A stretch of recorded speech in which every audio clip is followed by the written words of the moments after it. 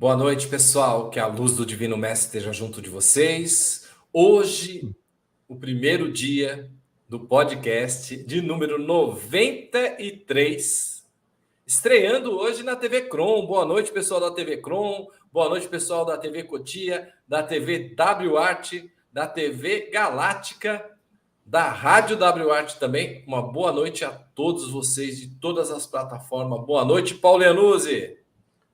Boa noite, Wagner. Tudo bem com você?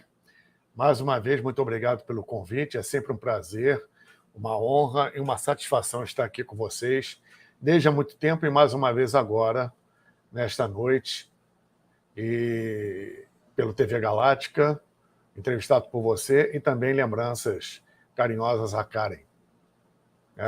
Boa noite a todos vocês que gentilmente cedem seu precioso tempo para esse trabalho. Muito obrigado pela presença de todos vocês. Ô, Paulo, o pessoal, eles estão muito carentes da ufologia, né? E você é um mestre que traz aí toda essa energia, toda essa frequência para nós. E a gente está aí esperando, né? O momento certo deles estarem aqui junto conosco, tantas coisas acontecendo no nosso país, no nosso planeta.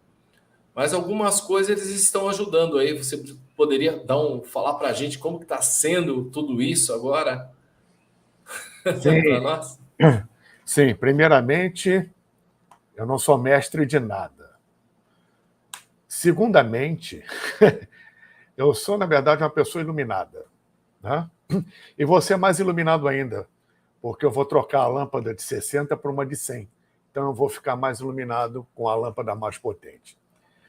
O que eu posso falar para vocês com respeito a esse tema, ufologia, que eu não sou o único, muitos estão militando nesse espaço, né, nesse tema da ufologia. A questão é que, como em todos os assuntos de tudo na vida, existem, obviamente, aqueles que se dedicam já há muito tempo, e mesmo os que têm pouco tempo, procuram ter não só as experiências como o estudo, a pesquisa, entendendo o histórico da ufologia e da própria ufoarqueologia. E tem gente que passa por cima disso tudo, acha que uma canalização basta, não sabe nem o que é uma canalização.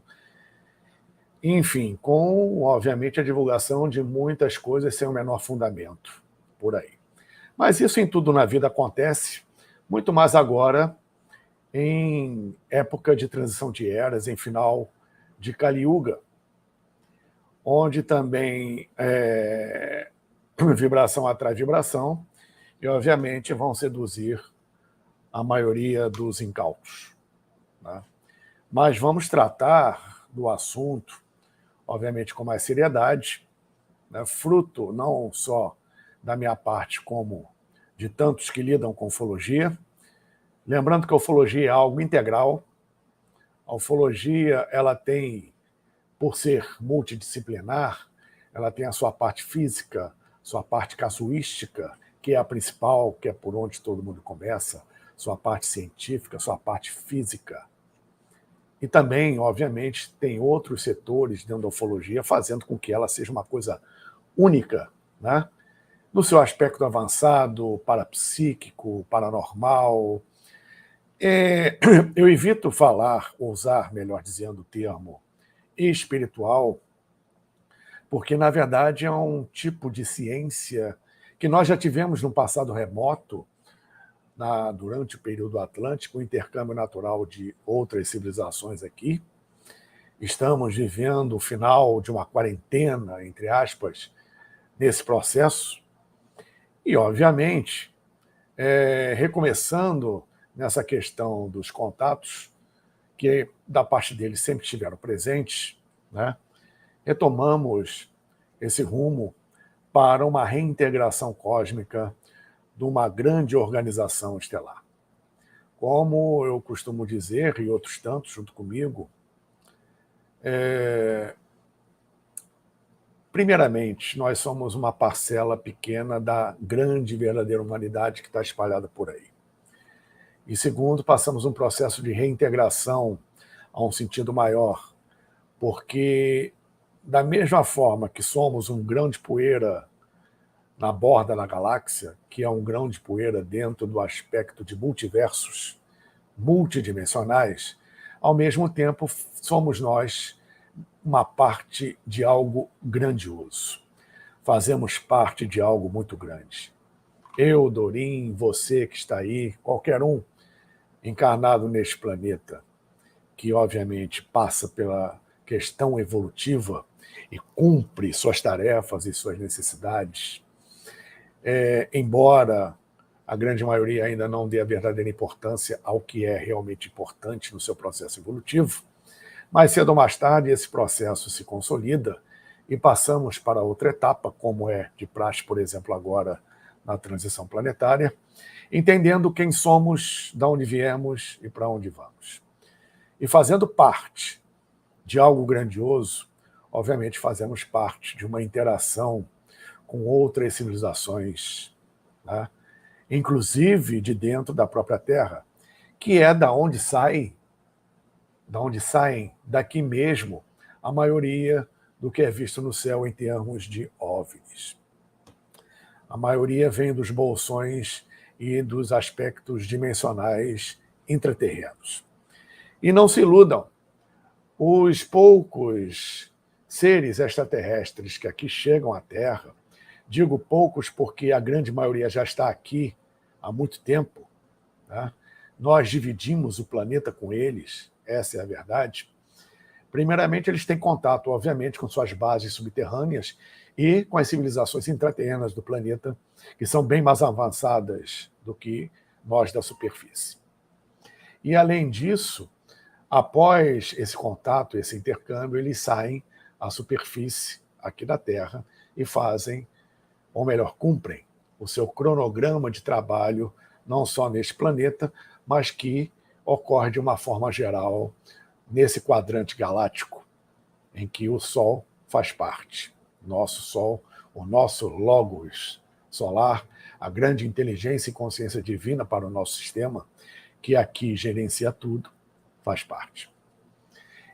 Então, acho bastante oportuno este tema para esta noite, a fim de esclarecer e até mesmo desmistificar certos pontos, principalmente na ajuda, entre aspas, que até o Dorim, com bastante propriedade, colocou e perguntou.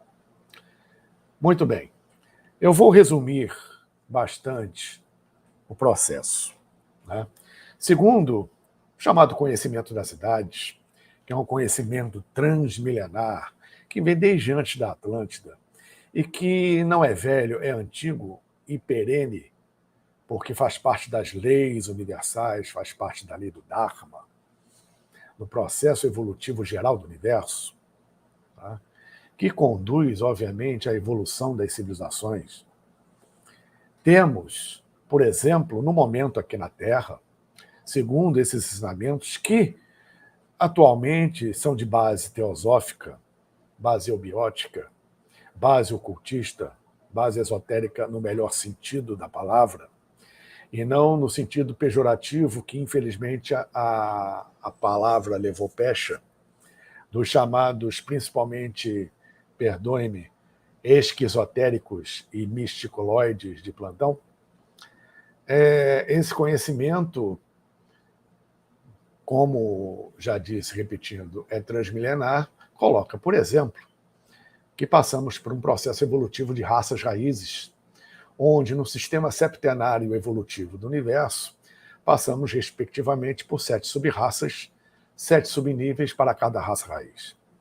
Então, quando houve a materialização do aspecto de desenvolvimento humano e implementação da vida neste planeta, e implementação da vida humana neste planeta por parte dessas civilizações, tivemos um processo evolutivo no plano físico denso, na chamada 4ª ronda planetária, que é a ronda que o nosso planeta Terra atualmente se encontra, transmigrando depois para a 5ª ronda, que é onde está, por exemplo, Vênus, em que, como planeta e civilização de quinta ronda, está uma ronda mais avançada que nós, ou seja, sua civilização não existe mais fisicamente, ocupa o planeta, mas em outro nível dimensional, e assim é o futuro da Terra e da nossa civilização.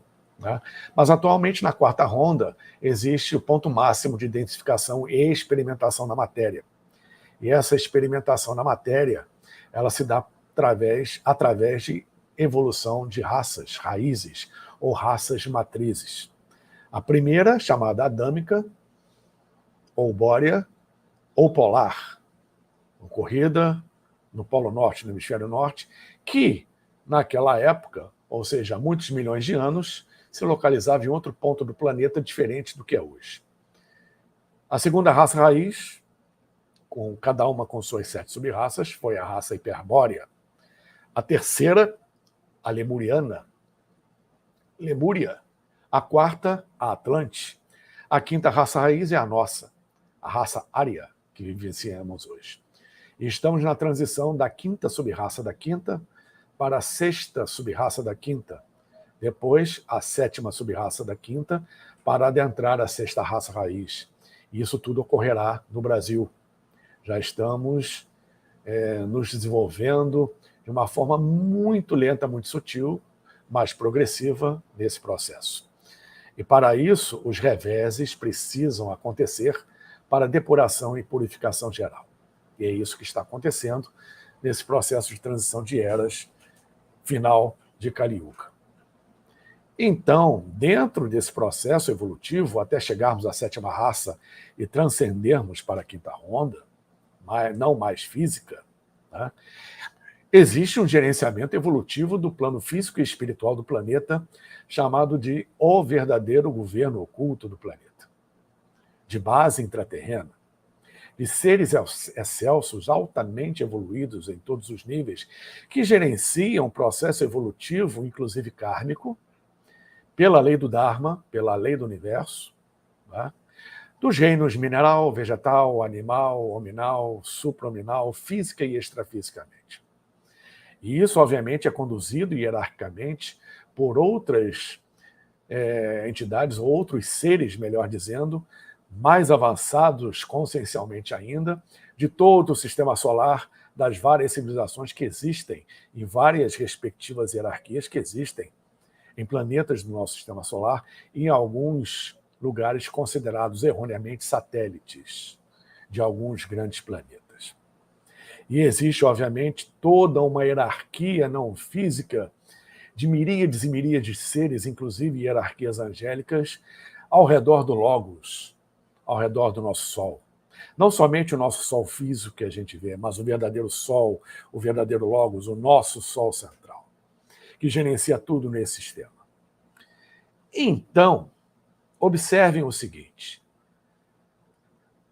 Se, obviamente, temos no nosso sistema solar, em termos de gerenciamento evolutivo, hierarquias tão altas, tão sublimes, tão poderosas e tão atuantes, por que um ser extraterrestre, vindo de Sírios, vindo de Arcturus, vindo de Vega, vindo das Pleiades, vindo de qualquer outro lugar, até de outra galáxia, viria aqui fazer no nosso sistema algo que as nossas hierarquias daqui, até mesmo daqui mesmo da Terra, fazem com o pé nas costas, sem a menor necessidade da atuação deles.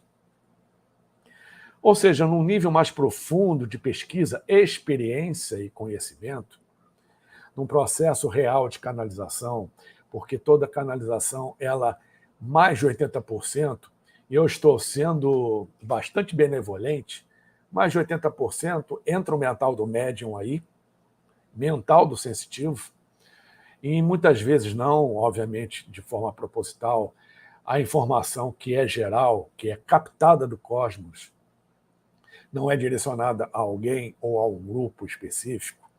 Ela, obviamente, é deturpada, é distorcida, novamente repito, não proposital, de forma não proposital, mas pelas limitações do próprio sensitivo aqui no plano físico e do nosso cérebro limitado, é interpretar, obviamente, determinadas informações Primeiramente, que não são cabíveis de interpretação, e segundo, que muitas vezes estão fora do alcance de entendimento e muita misturada, infelizmente, é feita, né? Salvando, obviamente, algumas exceções, onde seres como grandes mestres e grandes hierarquias cósmicas ditas extraterrestres precisam de um parágrafo, no máximo 2, pequenos, para que tenhamos que pensar sobre aquilo pelo menos 15 dias. Não necessitam de extensões enormes de textos, muito menos de identificação própria. Então, a atuação de outras hierarquias de fora desse sistema aqui é muito diferente. Não estou dizendo que não existam, pelo contrário, existem muitos representantes de outras civilizações, federações e confederações e outros fora disso, no nosso sistema solar atuando, e na Terra também. Mas a Terra e a humanidade não ocupam nenhum lugar especial nesse trabalho. É um trabalho de cronograma cósmico, um cronograma sideral de trabalho, interestelar, em que o nosso sistema solar faz parte de um grande todo dentro deste quadrante. Da mesma forma que existe o logos solar para o nosso sistema, existe o logos planetário para a nossa humanidade daqui da Terra e o logos solar para todo o sistema, existe um grande logos, um grande sol central para várias estrelas como o nosso Sol no mesmo quadrante. Então existe uma interação hierárquica entre sistemas estelares e suas respectivas hierarquias e civilizações. Então, é preciso reavaliar, é preciso repensar, é preciso, no meu entender, reconsiderar em muito as verdadeiras e profundas atribuições onde a maioria foge ao nosso alcance de entendimento dessas hierarquias estelares de várias estrelas e até mesmo intergalácticas em nosso sistema estelar, na Terra, dentro de um cronograma de trabalho que não inclui só a humanidade. A humanidade, na verdade, é a terceira ou quarta prioridade para esses seres, mas está englobada num plano de reintegração cósmica a nível galáctico, saindo da quarentena já citada. Isso só para resumir, né? Então, eu, pelo menos particularmente, assim como outros, vemos com muito pesar muitas distorções e falsas interpretações e entendimentos a respeito do que são realmente os extraterrestres e as suas atribuições aqui no nosso planeta. Só para fechar essa parte, fala-se muito também, dentre outras coisas, em engenharia reversa. Ou seja, são hierarquias que estão há zilhões de anos à nossa frente, em termos evolutivos, conscienciais, tecnológicos. Então, dizer que existe engenharia reversa a partir de objetos recuperados desses seres, desses extraterrestres, caídos aqui ou não, é o mesmo que você entregar uma televisão de última geração, LED, Ultra 4K, não sei das quantas, não entendo muito dessas nomenclaturas, né? Ou então já um estúdio holográfico, que ainda não veio a público, mas já existe, entregar isso tudo para uma criança de 7 anos de idade e pedir que ela faça uma engenharia reversa a partir desse objeto. Tá? Então tem muita coisa que precisa ser reavaliado, ser repensado, colocar os pés no chão e ter, no mínimo, um mínimo de bom senso.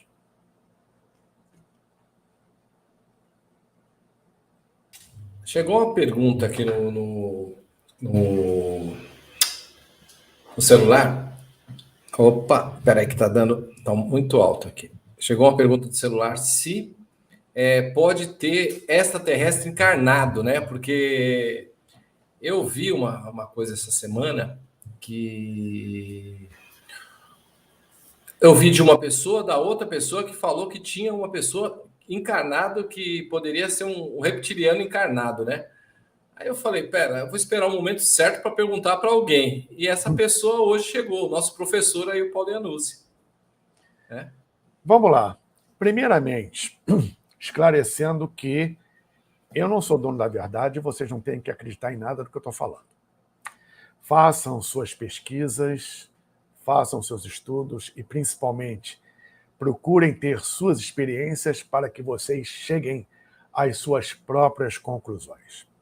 Esse é o principal para tudo. Dentro do que você me perguntou, até por experiência própria, não só pode, como deve, e tem muitos extraterrestres encarnados, assim como tem alguns, e já foi um número maior no passado, mas hoje são poucos, extraterrestres transitando entre os humanos, entre nós, que você não diz que é extraterrestre. O cara desceu na nave numa boa e se mistura com todo mundo porque nós somos parecidos com algumas civilizações que tem por aí. Né? São nossos irmãos mais velhos, segundo eles mesmos dizem. Né? Não todos, obviamente, existem vários tipos de civilizações, de raças, é uma infinidade. Isso aqui, ainda mais transição de eras, é uma salada cósmica enorme o nosso planeta. Tem de tudo. Agora, eu considero que, primeiramente, a maior parte da humanidade não é daqui, até pelo que já foi explicado anteriormente. Né? Foi implementado aqui. Segundo, existem seres que encarnam aqui por seu cronograma de trabalho particular. Seres que precisam ter uma experiência de transição de eras para levar essa experiência no seu código para os seus planetas e civilizações de origem. Existem as pesquisas próprias, existe a interação com o ser humano por vários motivos, existem seres que ficaram presos aqui desde a Atlântida, existem porque a questão temporal ela se limita a um entendimento e sensação de tempo tridimensional que é diferente de frequências superiores e de outras dimensões. Ou seja, existe um processo em termos de assumir um corpo biológico terrestre físico aqui, totalmente feito e adaptado para a vida aqui, em que obviamente exige uma adaptação de quem vem de fora, onde alguns deixam até seus corpos originais em cápsulas, em naves, em algum lugar, etc., para ter a sua experiência em corpo biológico terrestre aqui, o tempo que precisar ter. Tá? Isso existe. Existe a questão do entrante, do walk-in, do trocado. Sim, são exceções bastante raras, mas mais raras do que se pensa. Mas existe, sim.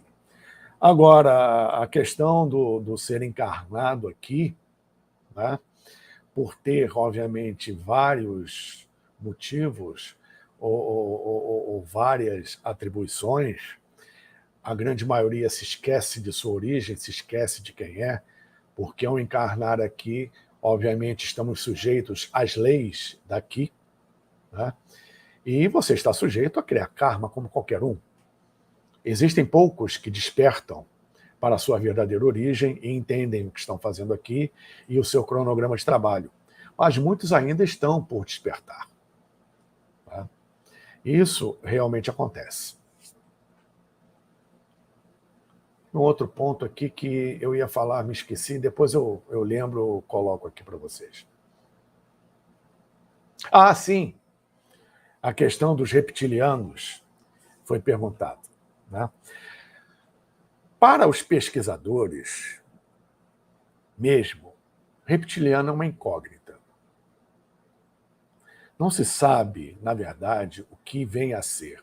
Existe muita, mas muita, infelizmente, fantasia com respeito aos reptilianos. Tá?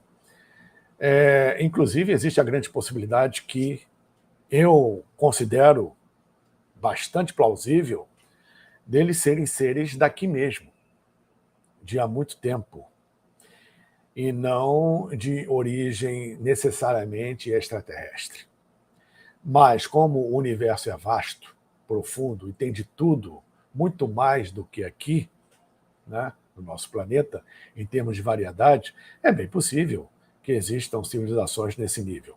Mas até hoje eu não vi nada de concreto ou até mesmo metafísico ou parapsíquico que me convencesse, né, da existência e atribuição dos reptilianos aqui na Terra. Tá? Eu vejo muito exagero, muita fantasia, muita fomentação de medo injustificado e terror em cima desse tema, né? Que é proposital daqueles que estão lidando com algo que não seja ligado à luz, né? Fomentando o medo, talvez dando até atribuições errôneas a reptilianos específicos, caso eles mesmos existam. E segundo, até por padrões evolutivos, nós humanos temos um arquétipo, um modelo, uma estrutura, não só biológica, mas de corpos elaborados, tá? Nós humanos, ou particularmente humanoides, que temos um modelo cósmico ou um arquétipo específico, que é chamado no meio mais espiritualista, esotérico, ocultista e até mesmo na Kabbalah, como arquétipo Adam Kadmon, um projeto que foi implementado na Terra e que resulta, obviamente, na nossa questão humana, humanoide, não só daqui da Terra, mas espalhada pela galáxia. Assim como muitas outras formas de vida, obedecendo a arquétipos diferentes. O reptiliano, vamos dizer assim, ele não tem um arquétipo humano ou humanoide. Ele tem um arquétipo próprio, como existem outros tipos de arquétipos universais. As hierarquias evolutivas e não evolutivas do universo são muito vastas, a maioria a gente não conhece. Então, nós lidamos, na verdade, nesse aspecto com o desconhecido. Então, não podemos fazer comparações e analogias com aquilo que a gente conhece. Seria uma premissa errônea, distorcida. Então, eu considero, posso estar errado, é muito dificultoso um ser de arquétipo bem diferenciado do Adam Kadmon encarnar num corpo Adam Kadmon, né? Um reptiliano encarnar como humano, ou humano encarnar como reptiliano, por questões estruturais, inclusive monádicas. Né? Pode ser que ocorra? Não sei. Pode ser que sim, pode ser que não. Mas, pela questão do conhecimento já transmilenar dentro desse aspecto, é muito difícil, muito trabalhoso isso acontecer, e teria que ter um propósito, uma finalidade muito bem definidos, muito bem profundos, que vale realmente a pena uma empreitada como essa. Falo isso porque existem outros N atributos e possibilidades de realizar o mesmo trabalho sem a necessidade de um reptiliano encarnar como humano e vice-versa.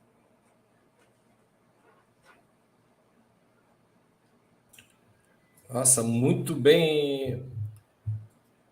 A pessoa está até agradecendo aqui no WhatsApp. Outra coisa, Paulo, esse final de semana, a Gilda, nossa amiga, né? Junto com a Regina lá, ela vai estar no encontro dos contatados. Então, o pessoal tem muita dúvida de falar assim, eu fui abduzido. A pessoa hoje, ela é abduzida com consentimento? O que é uma abdução, né? Porque isso tem muita dúvida das pessoas, né?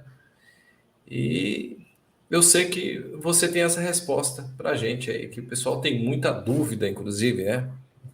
Quero Vamos mandar um lá. abraço para a Gilda, para a Regina, que está sempre com a gente. Amanhã ela vai estar aqui às 17 horas falando sobre o encontro dos contatados, aqui na TV Maravilha. Galáctica, TV Cron e TV Cotia.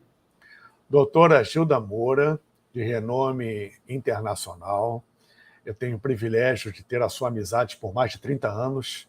Trabalhamos juntos diversas vezes, principalmente em congressos, várias reuniões na casa dela, no meu espaço, nos restaurantes e partes comuns dos hotéis onde realizavam os congressos, projetos juntos.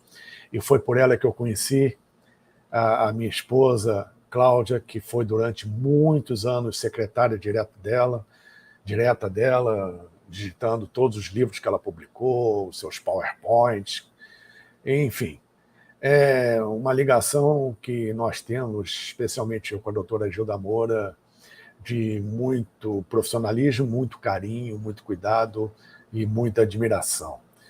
e ela faz um trabalho magnífico nesse processo dos contatados, do encontro dos contatados, que no momento, mais do que necessário, extremamente importante. Primeiramente, dentro da sua pergunta, para esclarecer a diferença entre abduzido e contatado. O abduzido, ele é levado sem questionamento nenhum, obviamente, da parte de quem leva. Não se pergunta ao abduzido se ele quer ir à nave, ele não é convidado, ele simplesmente é levado e pronto. Em qualquer lugar que ele esteja, em qualquer momento que for. É claro que dentro de um trabalho de campo, ou num lugar mais ermo, isso, obviamente, é mais facilitado, mas eles têm condição de te levar, nem que seja dentro do banheiro da sua casa. Então, perdão. O abduzido é levado sem dó nem piedade, nunca, na verdade, à força. É um acordo já feito antes de encarnar esse processo, inclusive com os testes, por todo o trabalho que ao longo desse tempo, não só a doutora Gilda, como outro amigo e irmão meu, Marco Antônio Petit, vem durante muitos anos constatado relato após relato, pesquisa após pesquisa, e a doutora Gilda com as regressões que ela realiza nas pessoas, né? Não existe até hoje nenhum registro fidedigno de grande trauma ou prejuízo físico para o abduzido. O abduzido ele é levado, pura e simplesmente, sem perguntas, vai parar dentro da nave, com ou contra a sua vontade, e pronto. O contatado não. O contatado já é algo mais sutil, é algo mais consciente. Existe uma preparação, mesmo inconsciente, que é estimulada para o contato. Também se dá em qualquer momento ou qualquer lugar, sob várias formas. Contatado, ele é consciente, ele é convidado, no caso, até entrar na nave ou participar de algum ambiente próprio dos seres que o contatam, né? E o contatado, assim como o abduzido, mas principalmente o contatado, continua a ser monitorado para o resto da vida. Tá? Então, o contatado ele é mais consciente, aliás, totalmente consciente do processo, sabe o que acontece, entende o processo, é desenvolvido mais ainda questões parapsíquicas, tá? São seres que o convidam e que mantêm o contato de alto nível de interação e de consciência e de conscientização, tá?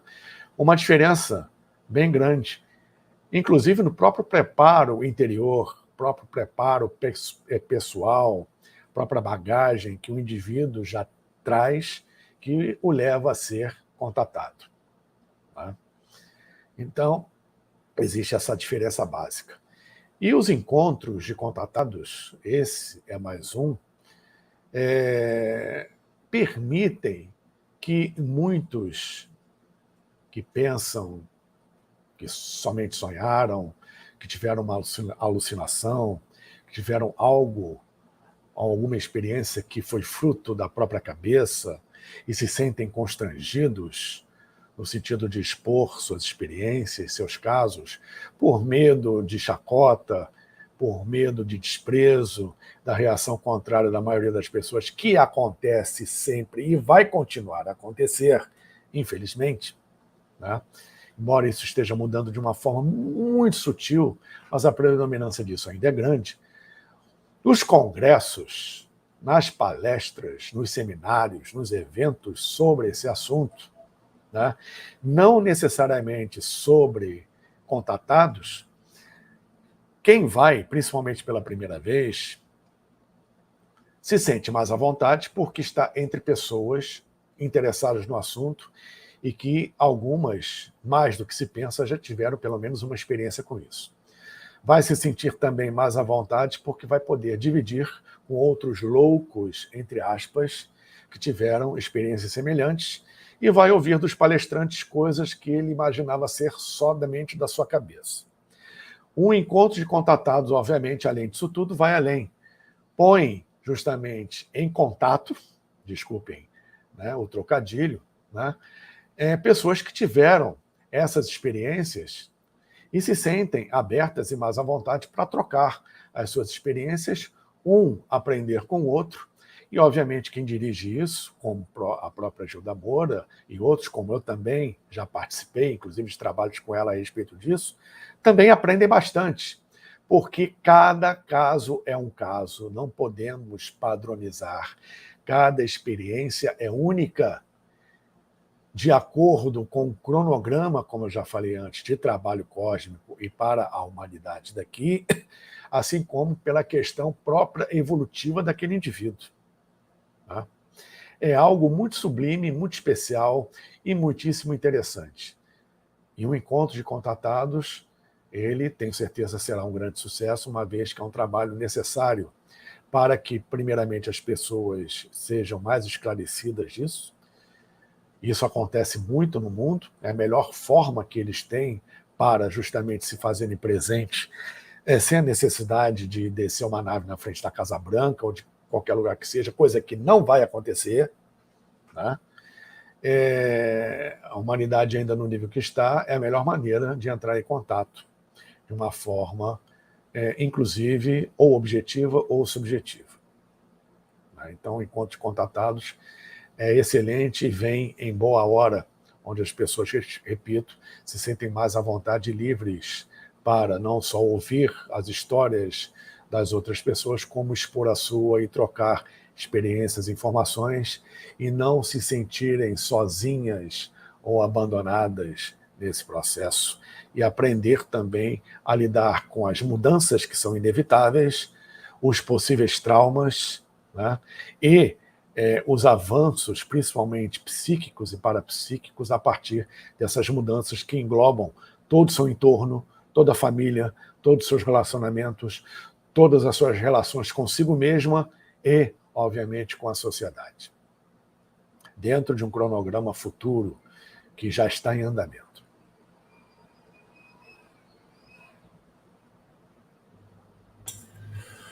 Ô Paulo, o pessoal tem visto muita extraterrestre em todo lugar, né? Eles estão aí realmente aparecendo, inclusive tem pessoas passando que nessas enchentes que está tendo, em cima dos rios eles estão vendo nave. Porque só eles, né? Para ajudar a gente nesse momento, né? Das coisas que estão acontecendo. Inclusive, a gente tem palavras que nem dá para fazer, tá acontecendo. Os ventos, por exemplo, aqui no sítio tem acontecido ventos e derrubou várias árvores aqui, viu? Até tive um susto outro dia. Começou, a gente dormiu, Sim. Quando acordou, o que tinha de árvore caída aqui, você não acredita. O vento está muito forte, está derrubando tudo aqui. Mas faz parte do esperado isso, nesse processo que a gente está passando. Né? Ou seja, transição de eras não é só Covid. Transição de eras, transição planetária, final de Kali Yuga é tudo.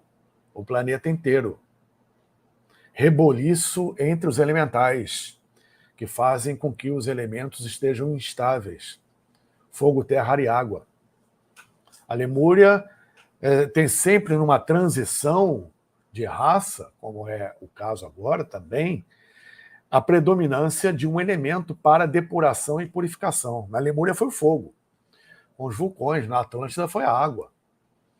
No nosso momento aqui, por incrível que pareça, nós temos todos os elementos. Elemento terra agindo, muito terremoto. Elemento água agindo, muito maremoto, tsunami. Desmoronamento de montanhas a partir de atividade vulcânica. Elemento ar, com as tormentas climáticas e alteração climática. E elemento fogo, não só com os vulcões, mas com os incêndios espontâneos que estão ocorrendo no mundo afora. Aquele incêndio no Canadá, nos Estados Unidos, há pouco tempo, foi prova disso. Né?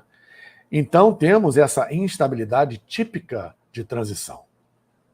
E nesses aspectos, né, existe, obviamente, um trabalho muito discreto e sutil dessas civilizações com seus objetos, com seus aparelhos, tá? Nesses locais. Mas eu volto a dizer, com raras exceções, onde o ser humano é beneficiado, a preocupação maior é reequilibrar o processo natural para que ele não saia do controle de uma forma definitiva e não prejudique mais ainda o que é prejudicado. E as pessoas, obviamente, se beneficiam disso de uma forma indireta, mas na maior parte das vezes não é a preocupação direta com as pessoas em si, e sim com a estrutura do planeta, principalmente na questão nuclear, que vai prejudicar, obviamente, outras dimensões e outros mundos. Tá? Então, o trabalho sempre que existe por parte das aparições em locais de terremoto, em enchentes, em grandes incêndios, principalmente atividade vulcânica, né? São muitos os relatos das aparições, mas para, de alguma forma, reequilibrar energeticamente aquele aspecto natural, aquele fenômeno da natureza em que, obviamente, o ser humano se beneficia indiretamente. A maior parte do trabalho deles é esse. Segundo, essas aparições, como já disse antes, não são necessariamente somente de extraterrestres. A grande maioria são de naves que saem daqui mesmo, dos nossos bolsões intra. Nesse aspecto, existem poucos extraterrestres, muito poucos atuando nisso aí. Tá? A maioria é daqui mesmo. E essa questão é muito importante frisar, que existe a ajuda a humanos, sim, de forma individual, de forma coletiva, mas são exceções. Né? E são pessoas ou grupos que recebem esta ajuda que têm naturalmente um vínculo energético consciencial ou de origem para com eles. Não é qualquer pessoa que entra nesse rol, não. Tá? Porque, obviamente, eles sabem muito bem e estão, como eu falei, há milhões de anos à nossa frente, em termos evolutivos e conscienciais, que existem coisas que eles não podem mexer, não podem interferir no livre-arbítrio e na primeira diretriz, que é de não interferência. Porque tudo que acontece agora, principalmente do que a humanidade está passando, é fruto do que a própria humanidade criou com seus pensamentos, palavras, emoções e ações negativas ao longo de milênios, criando N formas de pensamento densas que estão aí na atmosfera, escurecendo o astral, o baixo astral e o etérico do planeta. E agora a conta chegou. E nisso eles não podem interferir. A conta chegou. É que nem a história do indivíduo que apronta a vida inteira, apronta, um exemplo que eu já dei em outras lives, chega na hora da morte, eu me arrependo de tudo, quero ser salvo, estou arrependido. Aí esse arrependimento, eu pergunto, é por convicção ou é por conveniência? O cara apronta N encarnações, chega agora quer ser santo, a conta chegou para a humanidade e não vem nenhuma frota, não vem nenhuma nave baixar a luz aqui, fazer uma evacuação e tirar você dessa, assim como não vem nenhum mestre e não vem nenhum anjo para isso. Já comentei isso aqui em lives pela TV Galáctica, em lives anteriores. Quem acha que isso vai ocorrer, vai esperar sentado, porque não funciona, a coisa não funciona dessa forma. Eles, as hierarquias ocultas espirituais do planeta, as suas hierarquias da sua egrégora espiritual, os divinos mestres, os seres de luz, as falanges de luz, a hierarquia dos anjos e outras hierarquias que a maioria nem conhece, nem ouviu falar, e é bom, por enquanto, que nem saiba mesmo, tá? Elas nos ajudam, e os extraterrestres e os intraterrestres nos ajudam, nos orientam, nos inspiram, esperam, aguardam que, a partir disso, demos o primeiro passo, porque estão com o braço lá esticado para nos tirar do poço. Se a gente não estica o nosso, não adianta nada. E a função deles não é tirar a gente do poço. A função, justamente, é nos inspirar e ajudar para que encontremos por nós mesmos, caindo a nossa ficha consciencial, ou fazendo o nosso real download, como se diz hoje em dia, do nosso verdadeiro eu, encontremos as ferramentas necessárias, os instrumentos necessários para encontrar as soluções para os perrengues que nós mesmos criamos. Não vão passar a mão, nenhuma entidade passa a mão na sua cabeça. Ela vai te dar a vara para te ensinar a pescar. É isso que eles estão fazendo. Mas a gente não joga linha e quer, obviamente, que esperemos um milagre desses seres tirar a gente dessa. Isso não vai ocorrer. Não é assim. É verdade. O Paulo tem uma pergunta aqui. Boa noite. Tenho dificuldade de encontrar informação sobre andromedanos. Você pode falar um pouco? Tem essa pergunta e eu já vou aproveitar porque eu não quero te interromper depois. A Deia, boa noite. O que provocou esse distanciamento entre o extraterrestre e o humano no passado? São essas duas perguntas que eu vou deixar aqui você à vontade, que a hora que você falar, olha, vamos parar, eu paro aqui, porque o pessoal te ama. E a recíproca é verdadeira. Parece que não, mas todos os comentários que são feitos nas postagens, eu leio todos. Olha, primeiramente, sobre os andromedanos. Desculpe, eu não tenho a menor ideia. E realmente não estou muito preocupado com isso. Né? Eu conheço, obviamente, uma pessoa que tem ligação direta com seres que vêm de lá, mas também não tem muito que possa oferecer ou que seja permitido oferecer, porque ainda tem essa. Né?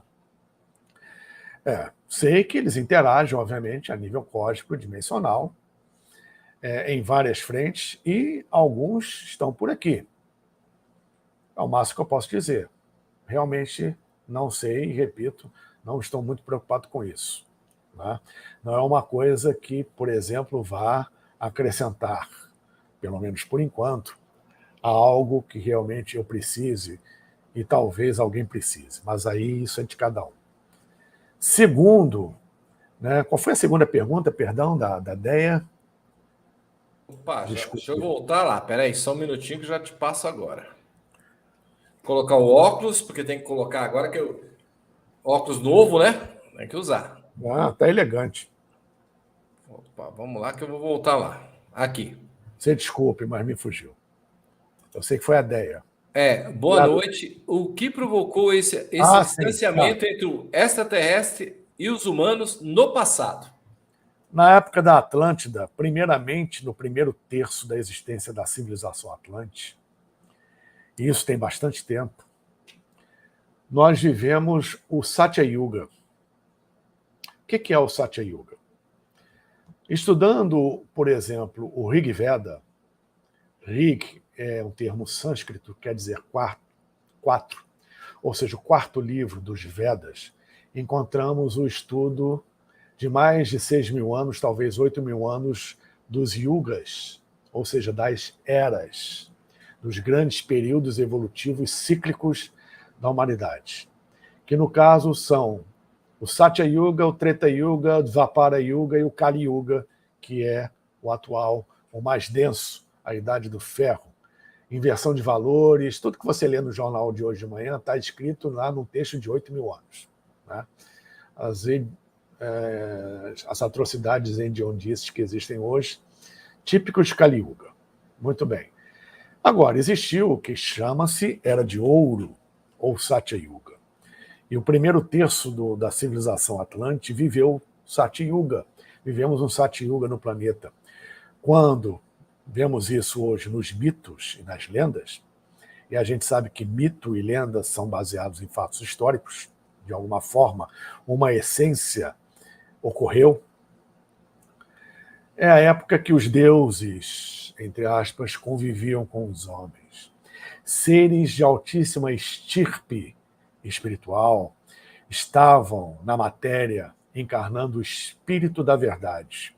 E junto com eles, outros seres que vieram de fora, a maioria do nosso próprio sistema solar, estavam aqui. E o homem nem precisava de escrita, porque o aprendizado era direto das grandes leis cósmicas universais e do seu processo de desenvolvimento interior. Tá? as pessoas aqui já eram almas preparadas, encarnadas, e lidavam diretamente com a fonte, praticamente. E existia um intercâmbio com civilizações extraterrestres, e nesse intercâmbio houve um desenvolvimento também por parte dos Atlantes, em que essa civilização chegou a um ponto tecnológico muito, mas muito superior do que nós temos hoje, inclusive com incursões pelo sistema solar. Chegou um período que houve o deicídio, ou seja, o mergulho e o deslumbramento pelo materialismo e pela potência, não só de tecnologia, mas de conhecimento esotérico, ou seja, manipulando elementais, manipulando o que entendemos hoje com magia, de uma forma que nem conseguimos abarcar hoje, de uma forma muito profunda, lidando com umbrais inferiores terríveis e utilizando isso como arma, fez com que, obviamente, a grande maioria das pessoas, isso eu estou resumindo, né, se colocasse uma posição contrária às leis divinas, mergulhando cada vez mais na matéria, e, obviamente, isso provocou, primeiramente, um cisma, onde parte da humanidade ligada à lei do Dharma, ligada à lei cósmica, ligada às leis divinas, obviamente se separou e, em sua maioria, se refugiou nos reinos subterrâneos, em suas respectivas dimensões. Seres que estavam aqui também foram governar o planeta a partir dos reinos intraterrenos. E os que vinham de fora retornaram aos seus lugares de origem, mantendo a promessa de que um dia voltariam, como ocorre nos livros sagrados de quase todas as civilizações antigas, inclusive na própria Bíblia, prometendo a sua volta. Então, por distanciarem-se muito desse processo por livre-arbítrio, por livre escolha, houve, obviamente, uma necessidade de retirada, né, a partir que não houve mais uma conjugação própria em termos de intercâmbio. Tá? Aí muita gente pergunta, mas os seres negativos, de atuação negativa que podia existir naquela época, estão existindo aqui? Primeiramente, a vibração do planeta passou a permitir, e principalmente da própria humanidade, quando mergulhou nisso, estamos nisso até hoje. Né? E num processo de transição agora, que é o início da reversão desse processo. Segundo, existe um patrulhamento cósmico onde, pelas leis divinas, até isso é permitido para o nosso próprio aprendizado e processo evolutivo. E, no mundo dual, no universo dual, ter a necessidade de um polo para entender como o outro funciona. Tá? Porque o que chamamos de bem e mal, em termos cósmicos, não existe. Existem, obviamente, duas polaridades que precisam estar em equilíbrio. E o grande e verdadeiro iniciado, desperto consciencialmente, sabe lidar com o negativo, fazendo com que este trabalhe a seu favor. Tá? Então, sabe equilibrar essas potências cósmicas, onde, no fundo, obviamente, há, dentro desse equilíbrio, a prevalência sempre da luz. Por isso que costuma-se dizer, e eu sou partidário, obviamente, desse pensamento, não só desse pensamento, mas desta palavra e desta ação, que a luz não venceu. A luz não vence. Ela é vitoriosa por natureza. A luz não compete com nada. A luz não está se degladiando com nada. Ainda mais com treva. Treva não é treva. Treva é ausência de luz. A prova é que quando você está no quarto escuro e abre a janela num dia luminoso, é a treva que sai ou a luz que entra? Então a luz não entra, a luz invade. Então o que existe é a luz. A ausência de luz é a treva, assim como o preto, o preto é a ausência de cor, assim como o frio é a ausência de calor, assim como o ódio, a iniquidade e tudo que a gente vê de negativo no planeta é a ausência de Deus, a ausência de amor. Então a luz já é vitoriosa por natureza. Ela não tem que vencer nada. Então você é que se conecta por seu livre-arbítrio, por sua escolha, é que se conecta ou não com a luz. Eu costumo usar até um exemplo que é de um amigo meu, na verdade, daquela música Love's in the Air. O amor está no ar. Você se conecta com ele ou não. É eletricidade, está aí. Você escolhe colocar o plug na tomada e acender o seu abajur ali ou não. A luz está aí, você se conecta com ela ou não. Escolha sua. A questão é, lide com as consequências da sua escolha.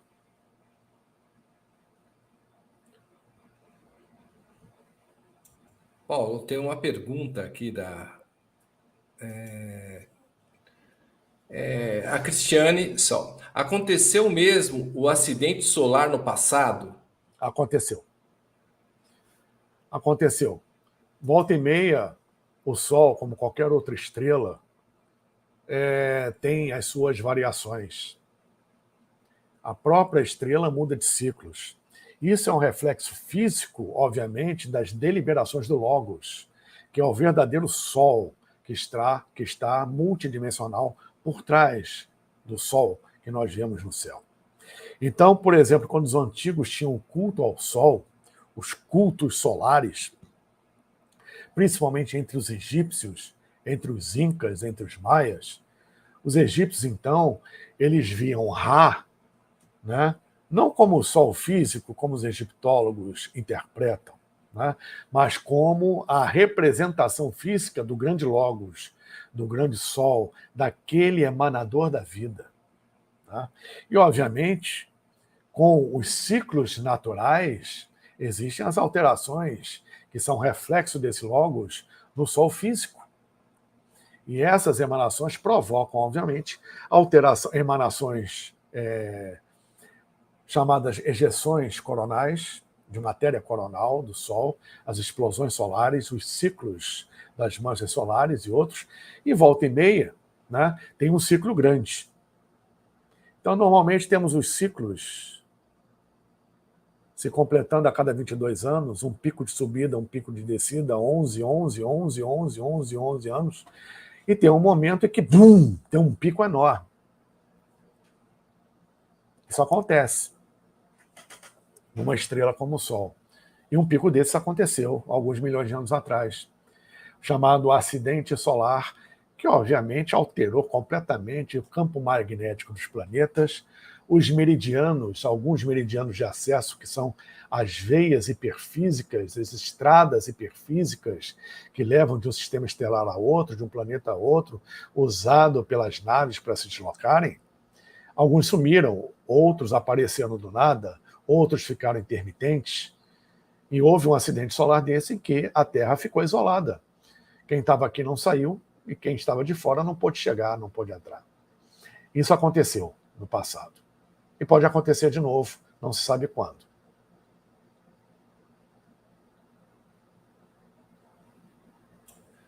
E o comentário que realmente, né, existe a cidade dos intraterrenos, que eles estão preparando para quando realmente a humanidade precisar, eles vão estar socorrendo, vão estar ajudando. Quer dizer, eles já estão ajudando aí, né? Mas a pergunta, deixa eu ler de novo. Os intraterrenos estão realmente fazendo uma cidade embaixo da superfície? Realmente eles vão vir nos ajudar? É verdade que tem várias raças nessa cidade? Primeiramente, não existe cidade a ser construída. Ela já existe há muito tempo. O que acontece é que existem 3 níveis intraterrenos dimensionais, que na nomenclatura ocultista são chamados de Bagadas, Duats e Agartha. Agartha é a mais sublime, onde existem 7 cidades, e uma cidade síntese das 7, que é a 8ª, a grande sede, o grande centro, que é a conhecida, principalmente pelos orientais, de Shambhala, ou Shambhala.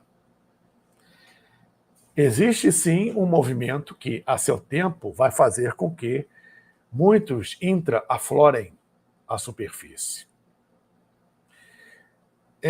Comungando nesse processo de transição planetária, mas isso é bem mais lá para frente, num trabalho conjunto de reconscientização do ser humano da superfície.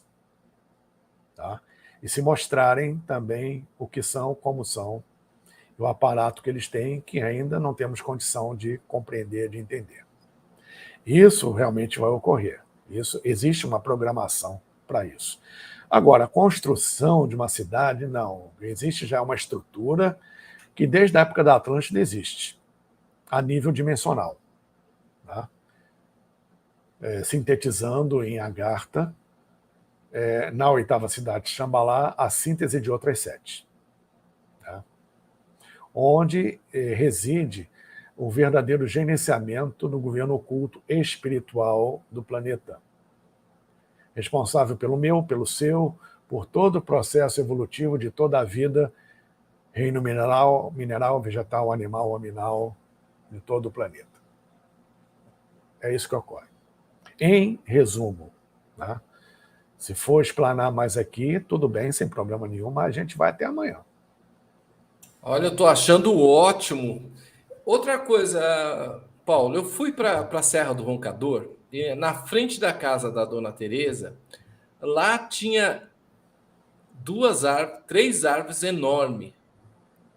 E realmente, quando eu olhava para elas eram uns extraterrestres. Por quê? Era o formato. E quando é assim, eu parei o carro encostado numa árvore. Porque eu falei, pô, não conheço aqui, parei o carro lá, tava eu e a Karen, a Dona Teresa, que é dona do roncador, lá do dedo do roncador, ela falou assim: Wagner, para aqui, perto dessa árvore que vão guardar para você. Pela manhã, era outra árvore que estava lá. Tinham trocado de lugar. Aí eu falei, vou fazer outra experiência. No outro dia eu parei, parece um encontro de pescador, mas é realidade. Eu parei a árvore, parei de frente à árvore, bem encostado. De manhã era outra árvore.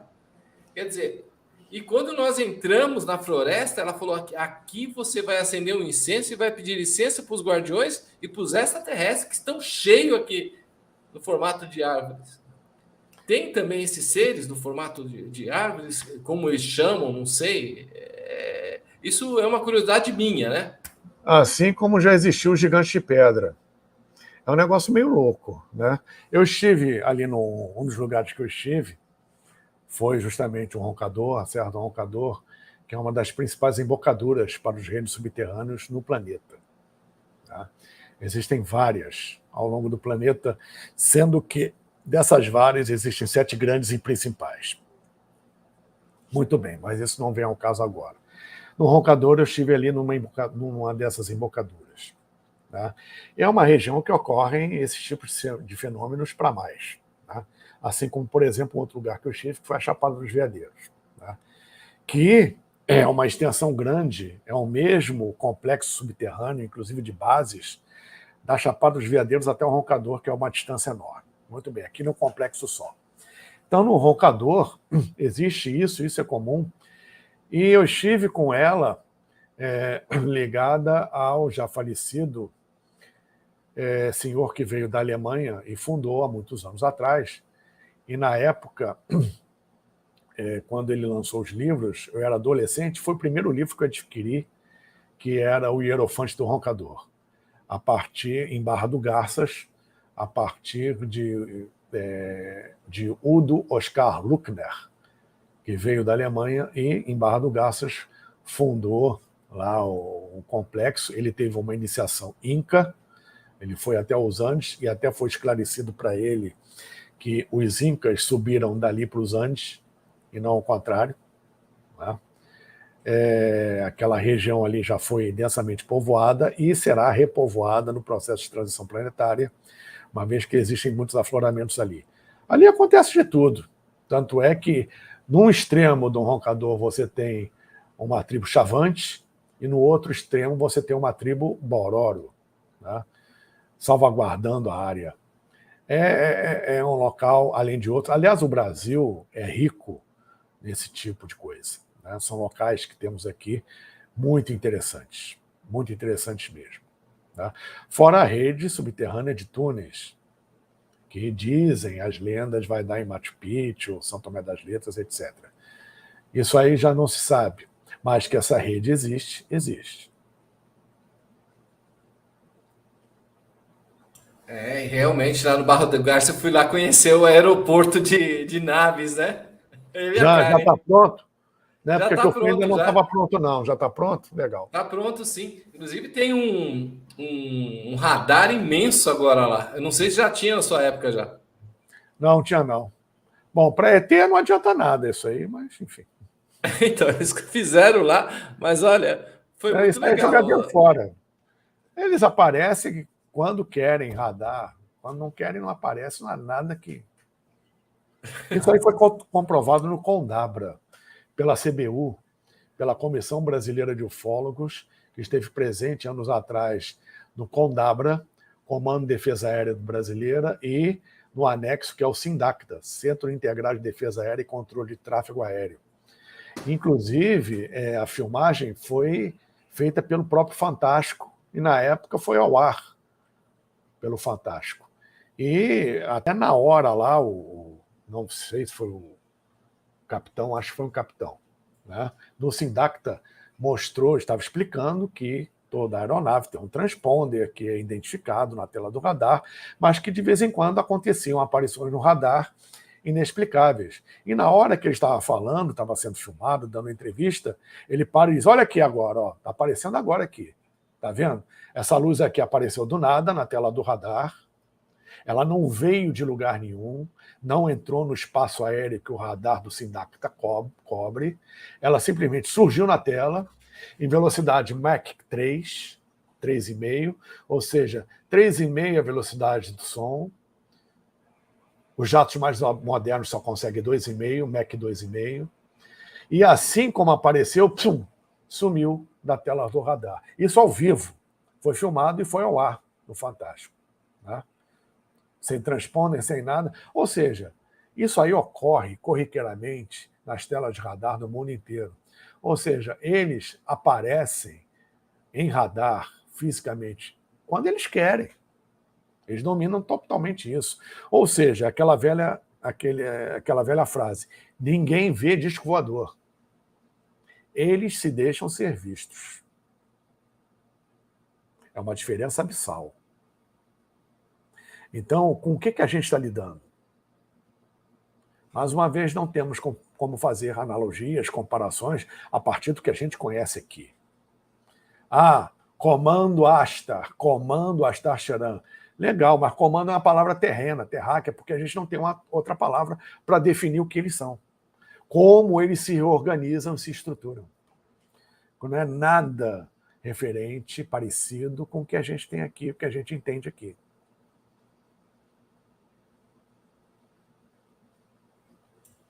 Olha, Paulo, muito interessante. Outra coisa que eu ia te perguntar.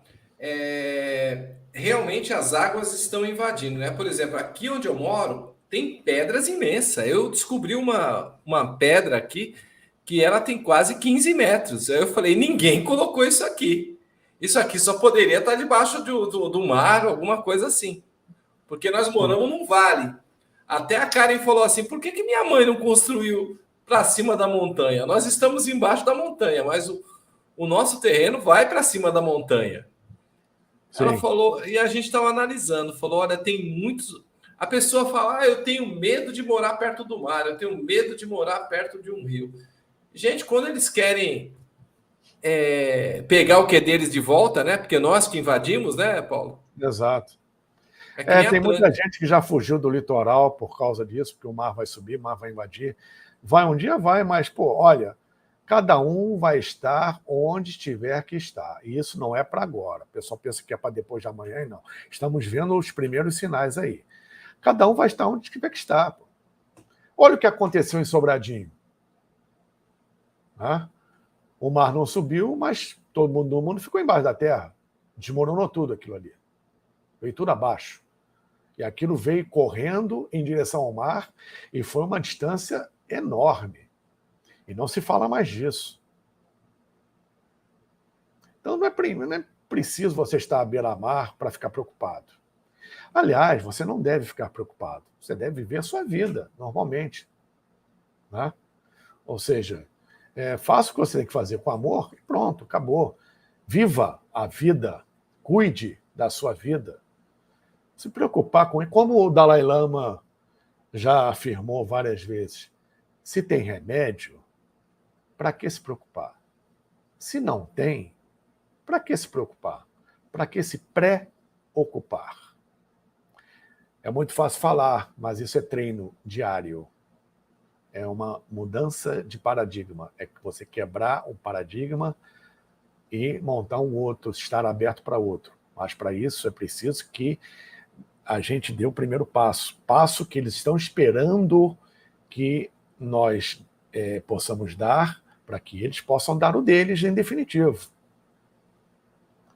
Ou seja, sem atitude, não adianta rezar, não adianta orar. Aliás, se rezar errado ou não souber rezar, você está xingando a Deus. Até para orar, você tem que saber, né? Como chegar ao seu Deus interno, como chegar ao objeto de sua fé, ao cosmos. Tá? Então, estamos no plano físico, é preciso atitude. Tome uma atitude pela sua vida, pela vida dos seus. Em vez de se preocupar se o mar vai subir ou não, vai subir, e daí? Subir, o que você vai fazer? Pô, vai se desesperar? Sair correndo? Para onde? Mas isso não é para agora, fiquem tranquilos. Né? E mesmo se fosse, fiquem tranquilos do mesmo jeito. É fácil falar? É. É um exercício diário? Sim. Recorrente? Sempre. Mas se você não começar agora, vai começar quando? Tudo tem um primeiro passo. Olha, gente, para quem não conhece, o Paulo Iannuzzi, que a gente está começando agora na TV Kron, né, Kron TV, o Paulo Iannuzzi vai estar toda a sexta-feira, às 21 horas, também na TV Kron. Já está na TV Cotia, no podcast da TV Galáctica, já está também no canal Karen Rodrigues e já está também na TV Cotia. Então, agora também na TV Kron. Então, acompanhe o Paulo Iannuzzi toda sexta-feira, às 21 horas. Mesmo quando acontecer algum imprevisto, ele sempre manda um vídeo para não deixar vocês sem dar a informação. Que ele passa, gente, é uma aula. Tem que falar, porque todo mundo fala. É uma palestra, é uma live, não. Por isso, gente, eu faço um podcast com ele, nem me preocupo com nada. Eu faço uma pergunta, eu deixo, porque é muito gostoso. E para encerrar esse podcast de hoje, vamos falar um pouco do que ele entende muito sobre as pirâmides, né? Falar um pouquinho, porque eu mesmo gosto de trabalhar muito com pirâmide. Inclusive aqui no meio do mato aqui, eu cheguei que eu fiquei mais ou menos uns 2 meses sem vir para o sítio. Eu tive um problema de saúde e não dava para ficar no sítio, né? E fiquei em São Paulo. A Karen também quebrou o tornozelo, depois fui eu que não fiquei bem. E aí tinham tirado nossa pirâmide de ferro. Aí eu montei de novo, porque minha pirâmide é uma pirâmide feita com ferro, e na ponta é uma pirâmide de orgonite, que eu estava com ela aqui, eu não sei onde a Karen colocou a pirâmide de orgonite na ponta. E eu estava sentindo falta de alguma coisa. Ontem eu fui no meio do mato montar ela. E eu senti uma energia maravilhosa que eu dormi feito uma criança essa noite, sabia? Que bom, que bom. Foi muito bom. Energia piramidal é muito boa. Sabendo usar, é muito boa. Excelente. É rejuvenescedora, né? Realimenta as células, reenergiza os tecidos, o organismo, renova a força vital, sua bioenergia ou energia, o seu ki. Né? Pirâmide é muito importante. Então, falando sobre pirâmides, vamos pegar um pouco esse aspecto técnico, em vez de falar da grande pirâmide, etc., porque realmente, sem exagero algum, falar da grande pirâmide leva dias, porque são tantas implicações e tanta informação que somente a grande pirâmide de Quéops traz, que é algo surpreendente, realmente avassalador. Não só a grande pirâmide, como todas as outras pirâmides, não só do Egito, como do mundo também, até mesmo as pirâmides de Marte. Muito bem, existem várias implicações sobre isso. Agora, como você citou aí, vamos lá. Energia piramidal. Energia piramidal, a pirâmide é um aparelho, primeiramente. Você que tem uma pirâmide. Pirâmide é um aparelho, não é objeto decorativo. tá? Se ela estiver nas mesmas dimensões, ou seja, angulações e medidas em escala da Grande Pirâmide Quéops, tiver a orientação, posicionamento norte-sul geográfico e um fio terra, ela vai funcionar exatamente igual à Grande Pirâmide de Quéops, independente do seu tamanho. Tá? Energia não tem sexo. Tamanho, nesse ponto, não é documento. Então, existem, obviamente, materiais mais interessantes para se trabalhar com pirâmide. Eu evito, particularmente, o papelão e, principalmente, o alumínio. São pirâmides que demoram, entre aspas, a carregar. Né? Agora, os melhores materiais, obviamente, são de custo proibitivo, praticamente. São pirâmides de ouro e de platina. Mas o ferro, latão e principalmente o cobre são excelentes materiais para pirâmide. Os outros também são, né? Mas esses são os principais. E a pirâmide com o seu fio terra, ou seja, ela primeiramente pode ter pezinhos para você posar, né? Ela pode ter, se for uma pirâmide que seja sólida, maciça, ela pode estar sobre uma placa de madeira com um buraco no meio. Se for uma pirâmide oca, ou só armação, ou um espaço vazio, ela com os lados sólidos, mais um espaço vazio, ela pode também ter como fio terra um fio de cobre pendurado do ápice interno para baixo e um cristal de quartzo branco amarrado a esse fio de cobre. Ou uma pirâmide, também nas mesmas dimensões, presa a esse fio de cobre com um giro de 45 graus para simular a energia do fio terra e da antipirâmide.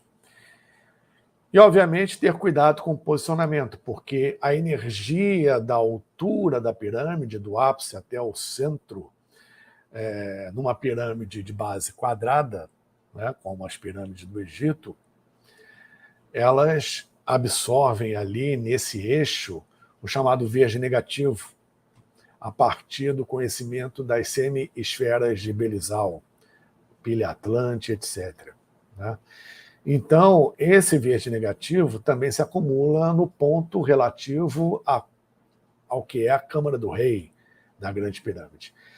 É energia que cura câncer, energia que provoca câncer, energia que cura, energia que pode causar doenças, dependendo, obviamente, da exposição à energia piramidal e ao verde negativo. Então, uma terapia piramidal, você dentro da pirâmide, ou sentado embaixo da pirâmide, por exemplo, existe um tempo de 15 a 20 minutos, não ultrapassando isso, para evitar uma sobrecarga, onde o efeito energético rejuvenescedor e reenergizante pode inverter e sutilmente provocar algum distúrbio, algum desequilíbrio em pessoas mais sensíveis. Inclusive, existe a chamada terapia piramidal a partir dos elementos vibracionais que a pirâmide tem. Né? Ela, usada dessa forma, ela precisa estar pelo menos a 3,5 metros longe de qualquer aparelho eletroeletrônico, principalmente computador, ar-condicionado, televisão e micro-ondas, porque vai existir uma interferência de vibrações que não é legal. Né? A vibração do ápice da pirâmide, interno e externo, se dá por espiral levógera, com giro para a esquerda, e também numa espiral destrógera, com giro para a direita. Né? Uma emana e outra absorve energia cósmica. Tá? Tanto você pode fazer um experimento numa pirâmide desse nível, pode ser até pequena, mas nas medidas e orientada, você pega um pêndulo, coloca acima do ápice, ele vai girar num sentido. Se você dobrar, colocar o pêndulo, né, na altura de uma segunda pirâmide, dobrar a altura, ele vai girar invertidamente em relação ao primeiro giro e assim sucessivamente. O trabalho com pirâmide é muito legal, muito interessante, mas, obviamente, por ser um aparelho, exige algum conhecimento e alguns critérios, né? Ou seja, colocar pirâmide no teto, em cima da cama, dormir dentro da pirâmide, colocar embaixo da cama uma pirâmide, não é adequado, né? Eu não recomendo. Tá?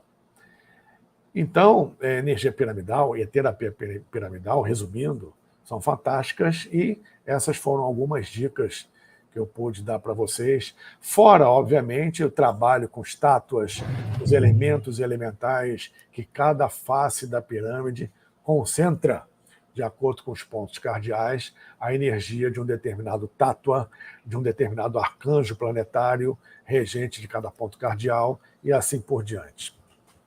Olha, Paulo, a pirâmide de orgonite que a Karen faz, olha. Legal. Feito com pó de ferro, pó de alumínio, cristais e cobre. Muito bom, muito bom. E eu falo para você que a primeira vez que eu conheci a Gilda Moura, que ela foi dar a primeira entrevista na TV Galáctica, lá eu tenho a pirâmide eu atendo a pessoa, ela fica dentro da pirâmide, e eu tenho a pirâmide também, que eu tenho a cromoterapia, eu tenho a maca, né, com os cristais de voo, e tenho também. Aí ela falou assim: mas como que você fez essas pirâmides, essa medida, tudo aqui? Você estudou? Eu falei: não. Ela falou: mas como que você fez isso aqui? Aí ela convidou eu e a Karen para ir para o encontro dos contatados. Foi lá que ela falou: olha, eu preciso conversar com você uma hora para saber como é que você montou essas pirâmides aqui. E juro para você, Paulo, eu não estudei. E foi até uma outra pessoa lá, ela falou: nossa, mas tá tudo na medida certa. Você estudou? Eu falei: não estudei. Eu recebi tudo, realmente foi uma canalização, foi um. Parei, e até a Karen estranhou. Ela viu eu comprando cobre e tudo, ela falou: mas o que está acontecendo? E isso foi há 4 anos atrás. E até hoje nunca mais parei de trabalhar com elas. Muito interessante. Não para não, para não. Amo trabalhar com muito elas. bom isso. Foi Parabéns. muito bom escutar as dicas suas. Eu queria que você deixasse seus contatos para o pessoal te acompanhar, estudar mais com você. Além dele estar toda sexta-feira aqui, ele também vai estar aí com vocês. Estou sabendo aí também que ele vai estar lá no Flávio do Vale também. Parabéns, é muito conhecimento. Sim. É nosso grande amigo também, o Flávio do Vale. Um abraço aí para você, Sim, Flávio do Vale. excelente. Eu tenho um prazer vou ter o prazer e a satisfação de participar de uma live com ele dia 26. Muito bom. Terei uma live também que participarei na próxima terça-feira, dia 18, com a Jaqueline. A live as lives aqui, às sextas-feiras, TV Galáctica, e outras tantas que eu sou convidado, e os seminários que eu também participo, competi com a Gilda, e os seminários que eu também produzo. O último foi sobre os Cavaleiros Templários, mais um. Devo fazer um próximo, que eu ainda vou anunciar, fora os cursos. E quem quiser, puder me acompanhar, primeiramente tem o meu canal, do Pilares de Hermes, que é a minha escola, Pilares de Hermes, Escola de Mistérios, que prazerosamente, gentilmente, a Karen e o Dorim permitem que toda a gravação pelo TV Galáctica eu também poste no meu canal. Tudo o que eu já fiz no TV Galáctica também está no meu canal. Inclusive, eu fiz uma playlist própria para o TV Galáctica, com muita honra. Tem o meu Instagram, que é @paulianuzzi, o meu Facebook, que eu quase não uso, mas vocês podem me contatar também por ali, principalmente pelo meu canal, né, Paulianuzzi Pilares de Hermes, lá no YouTube, e especialmente, de uma forma mais direta, até para a mala direta e agenda com respeito às atividades, inclusive das lives aqui com o Dorim e com a Karen, o meu WhatsApp, que é meu e do Pilares de Hermes, que é o 21, código Rio de Janeiro, 98273-9603. Aguardo vocês e não lutem contra as trevas, lutem a favor da luz. Pés no chão, olhos no horizonte e mente no infinito, pois não há deserto que nunca se acabe. Muito obrigado. Non nobis Domini, non nobis, sed nomen tua da glória. Não por nós, Senhor, não por nós, mas pela glória do teu nome, lema dos Cavaleiros Templários. Muito obrigado, Dorim, muito obrigado, Karen, muito obrigado a vocês todos. Que Deus abençoe a todos nós abundantemente.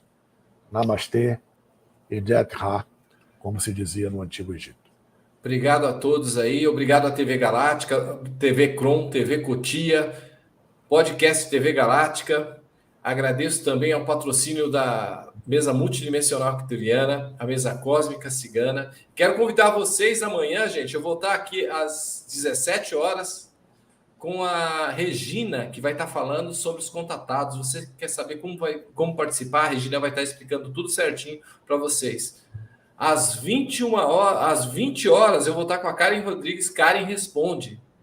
E também amanhã eu vou estar com a Cris De Pascoal e o Walter Teves às 19 horas.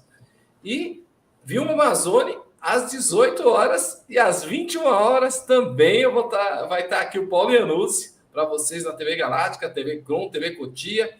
E às 22 horas eu vou estar com a com a nossa amiga, olha só, a Beth, que vai estar falando sobre o reiki, gente. Uma energia maravilhosa. Paulo, deixa eu até te contar essa. Eu tenho o TikTok e eu fiz em 2018, eu cheguei na casa da prima da Karen e o cachorro tinha comido um baiacu, né? Aquele caranguejo. Ele tinha acabado de comer e isso era mais ou menos quase 6 horas e chovia demais. Aí ela falou, Dorim, você pode fazer alguma coisa? A Karen falou, faz um reiki para ele, para a cachorrinha. Eu fiz um reiki na cachorrinha e demorou mais ou menos uns 15 minutos depois, ela jogou para fora. E nós, mesmo assim, nós levamos no veterinário. Aí o pessoal falou, mas para quê? O cachorro não tem espírito, o cachorro não tem alma.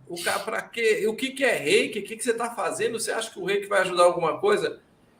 Olha, tem gente que não estuda, Paulo, e fica falando as coisas. Eles nem imaginam que pensa saber o que você vai fazer num domingo, 6 da tarde, chovendo. E eu tinha acabado de chegar, estava com a mochila nas costas e ela pediu ajuda, porque eu tinha chegado de viagem. E aí, mesmo assim, nós esperamos uma hora mais ou menos, ela já tinha jogado para fora o baiacu, a gente foi levar no veterinário, e o veterinário falou, não tem mais nada o que fazer. Você sugere a esse querido veterinário, com todo o respeito, ele estudar um pouco o Antigo Egito, porque os egípcios não iam perder tempo em investimento, né, e cuidado em mumificar milhões de falcões, em mumificar patos, em mumificar milhões de gatos, em mumificar crocodilos e búfalos, o touro, apis, e vários animais, além dos seres humanos, se os animais não tivessem alma. Olha, não foi os veterinários que falou, não. Foi pessoas que não estudaram, que falavam, manda para o veterinário. Os veterinários, pelo contrário, eles falavam, olha, o reiki ajuda bastante. Então, desculpa, mas também traz... Então, mas é sempre pessoas que estudem mais. Paulo, eu quero te claro agradecer. Que animal tem alma, claro que tem. Pô. Inclusive, eu já dei uma palestra há muito tempo atrás, eu tenho um PowerPoint pronto a respeito disso. Os animais têm alma? Claro que tem. Olha, isso é maravilhoso. Uma hora a gente tem que marcar isso aí. Apesar que amanhã a Beth vai estar aqui falando sobre o reiki, falando sobre tudo isso que acontece. Maravilha. Paulo, muito obrigado. Eu que agradeço. Um abraço em nome meu e da Karen Rodrigues. Muita luz, gratidão. Tudo de bom para você. Boa noite. Tchau, tchau. Tchau.